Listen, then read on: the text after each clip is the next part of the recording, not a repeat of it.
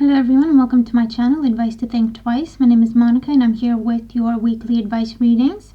This is for Virgo, Sun, Moon, and Rising. And we will actually be covering the period of time between December 1st and December 11th, 2016. So the rest of this week and next week is what we will be looking at in this reading. And as always, please remember that these are general readings, so they're not going to apply to everybody watching or not in the same way. And please make sure to watch your moon and rising sign readings because they may provide additional insight as to what may be coming up for you during this time. So let's have a look, Virgo, what is coming up for you. So your current situation or your main focus, we have the Queen of Pentacles. So with the Queen of Pentacles, this tells me that for some of you, you're very much focused on yourself. You may be working on your health and well-being. Maybe working on your body, okay, through exercising or picking up a new fitness program and so on and so forth. Maybe looking at your diet at this time, even looking at your wardrobe or buying new things, buying jewelry, that sort of thing, or buying things for the home. For those of you, this is to do with property, okay, with the physical home and property. Maybe you're focusing on selling or buying some property at this time, and you're making plans for the future. For some of you, you could be looking to do this because you want to expand the family, or you're expanding the family and so you need to move to a bigger place. For those of you, the Queen of Pentacles talks about a focus on your finances, expanding the finances or stabilizing the finances. You're definitely strategizing at this time, making sure that what you do and what decisions you're making are going to be the best for you in the long run. You're very much thinking about the future at this time, very future oriented. And for those of you, it could be that your focus is an earth sign, sun, moon, or rising, and earth signs are Taurus, Virgo, Capricorn. Your main opportunity is the King of Cups. So with the King of Cups as your main opportunity, for some of you, you could be looking at the King of Cups as a romantic interest or a romantic partner. And the King of Cups would be a water sign, a Cancer, Scorpio, or Pisces, sun, moon, or rising. So for some of you, it could be that you're working on your relationship with this person, and the opportunity for you here is for you to be able to find a common ground, for you to be able to find peace, a peaceful resolution or a reconciliation, or a peaceful way of moving forward. Because the King of Cups is about emotional maturity and stability, mutual support, mutual understanding, patience with each other, and so on and so forth.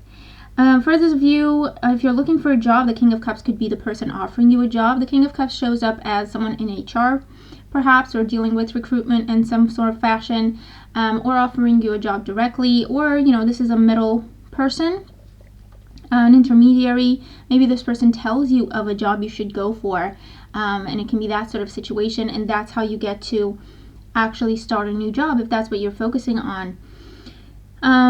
Your main opportunity is definitely, whatever it is that you're focused on, is to open up or ask for help or ask for support. Get this King of Cups involved in what it is that you're doing. This person could be someone in real estate that you could work with. They can work on your behalf. Like I said, someone putting you in touch with the right people for jobs, for promotions, or creating contacts through this person. Or it's a romantic interest or a romantic partner, and you have the opportunity to come together, be on the same page, and move forward in a stable way, okay? Stabilizing the rocky waters. Your main challenge is the High Priestess. With the High Priestess, for some of you, this shows up as someone you're not aware of, or someone who doesn't show themselves. I feel that if there have been, for some of you, remember this is a general reading, it's not going to apply to everyone. So for some of you, this feels like someone trying to create problems within relationships or friendships or close interactions, or even at work. And this is someone doing this covertly, okay? They may be smiling to you and being nice to you, and then kind of behind your back maybe spreading some rumors, or just doing whatever they can to destabilize your relationship with someone else. But again, it feels like for a few of you, okay? It's not a big percentage. For those of you, your challenge is to overcome that part of your ego that tells you, no, you have to do this alone. You have to take care of everything. It just needs to be you. And the challenge is kind of opening up and asking for support, asking for guidance, asking for information, asking for someone to step in. Okay, so the main challenge is to kind of come out of your own little world and again overcome that part of your ego telling you that you're alone in this, and if you ask for help it's a sign of weakness or a sign that you can't handle it, or whatever it is that your ego may be telling you when it comes to asking for someone else's input. The High Priestess is also, in terms of challenge, for some of you it's telling you make sure that you do your research with whatever this is for you. Make sure that you're doing your research. Make sure that you get several points of view before you make your decision, because you should be making informed decisions this week or during this time frame. No matter what it is that you're working on, make sure that you have all the information you need. Make sure that you're asking the questions that you need to ask, that you double check everything before you sign, and so on and so forth. Make sure that you don't overlook anything. So the challenge is to be present and pay attention. Your advice is the Ten of Swords. So with the Ten of Swords as advice, this is asking you, for some of you, it's asking you to walk away from a toxic situation, or walk away from a toxic relationship or a toxic friendship. It doesn't need to be just romantic relationships. Walking away from this High Priestess person, I feel like your intuition is going to tell you who this is. And again, the challenge could be that you're not listening to your intuition, and you need to do so more. The Ten of Swords can also be a challenge in terms of letting bygones be bygones. If you're reconciling with someone, or reestablishing a friendship, or any other form of relationship, the challenge with the Ten of Swords is to let the past be the past and treat it as a new situation.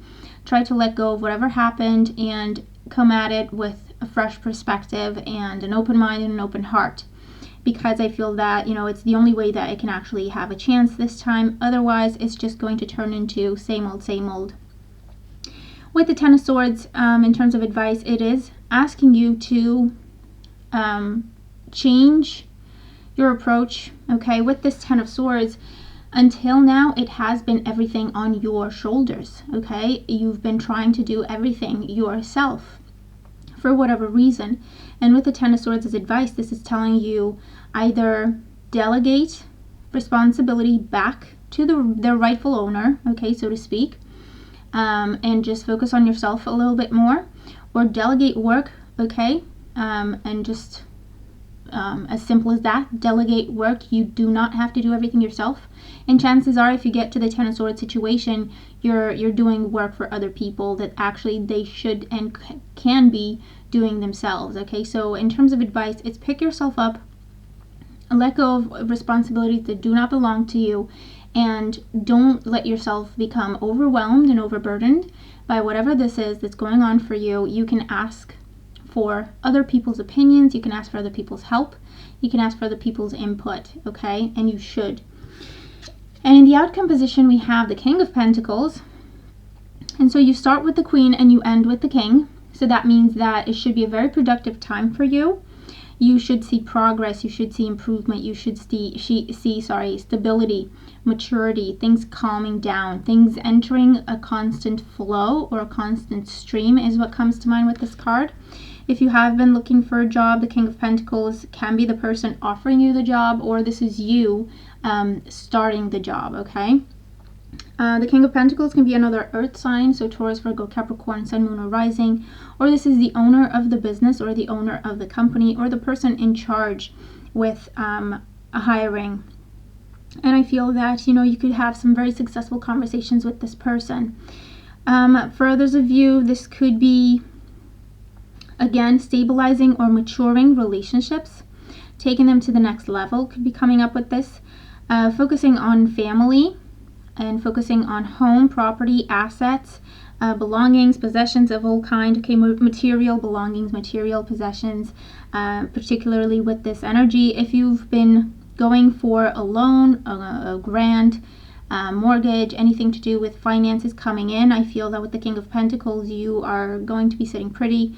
It is a card that talks about abundance, financial abundance particularly. It could also be stabilizing your health situation with this card, okay? So overall, it looks like a really good week. Remember to delegate work or not take on other people's responsibilities in as much as possible, and definitely open up and ask for support, ask for guidance, or whatever it is that you need. Ask for it is your advice, and you will be very successful. So that's the reading. Okay, I hope that it makes sense, and I hope that it helped. Thank you very much for being here. Remember to check out the New Year special and the raffle, and the links to those are in the description box below. Have a wonderful time ahead, and I'll talk to you soon. Take care.